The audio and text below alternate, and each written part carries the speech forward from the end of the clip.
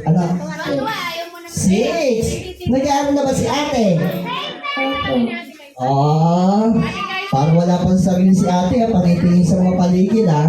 O sige, ate, 6 years old, nag-aaral, tama ba? Opo. Syempre kapag nag-aaral, may pangarap yan eh. Oo, no? May pangarap yan kapag nag-aaral. Halimbawa, ganito ang kalaki Ano ang gusto mong maging paglaki? Naging doktor. Wow, doktor! Asa ba yung, sino mami mo? Ayun. Ayun. Doktor medyo bigatin eh. Sige nga, sample. Ano ang ginagawa ng doktor?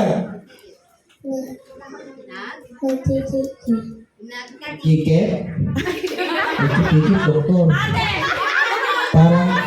Parang kung doktor yata yun kung doktor! Oo, kasi nagtitikit eh. Kung doktor, kala ko doktor talaga eh. Oo, kaya nagtitikit eh. Oo. Sige, bati ka na Ready? Go!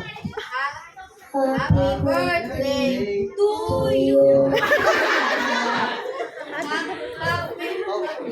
Happy birthday, ready? Go! Happy birthday. 1, 2, 3, 4, 5, 6, 7, 8. Eight lang. Ayan, next tayo. Cash yung prize natin. Ayun